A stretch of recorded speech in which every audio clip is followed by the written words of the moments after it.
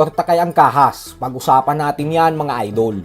So 2 araw na nga lamang po ang inaantay natin at magaganap na ang bigating world title fight ng ating pambato na si former IBF Super Flyweight World Champion Jerwin Angkahas kontra sa kapatid ng Japanese monster na Oya Inoue na si current WBA Bantamweight World Champion Takuma Inoue.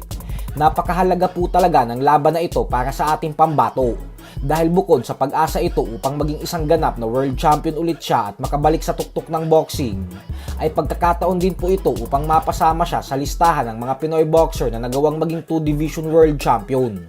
Katulad nila Manny Pacquiao, Nonito Donaire Jr., Marlon Tapales, Janriel Casimero, Luisito Espinosa, Donnie Ahas Nietes, Jerry Peñalosa at iba pa.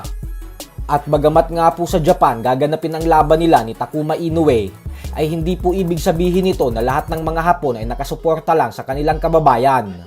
Dahil paglapag po ni Angkahas sa airport ng Japan 3 araw pa lang ang nakakalipas, ay bukod po sa mga Japanese media na sumalubong sa kanya upang ma-interview siya, ay 2 Japanese fan ang talagang nag-antay at nag-abang kay Angkahas upang makapagpapirma lamang dito.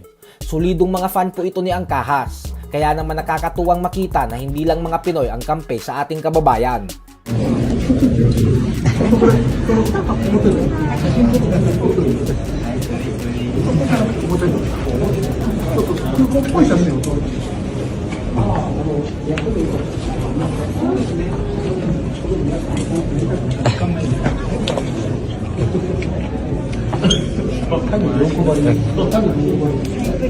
Picture.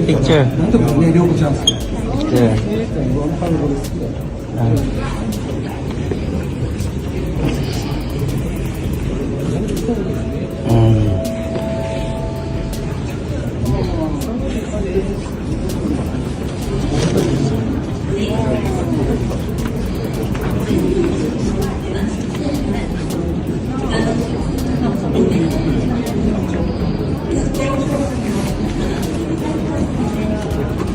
Bagamat magaling na fighter si Angkahas, ay handang-handa daw talaga sila para dito.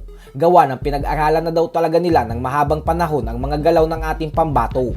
Kaya naman kumpiyansa sila na matagumpay na madedepensahan ni Takuma Inoue ang kanyang pinanghahawakan na WBA Bantamweight World Title Belt. Para po sa mga hindi nakakaalam, ay bukas na po magaganap ang official and final press conference at weigh-in, kung saan inaasahan naman na makukuha ng 2 fighter ang tamang timbang sa Bantamweight Division. So hanggang dito na lang po muna tayo mga idol.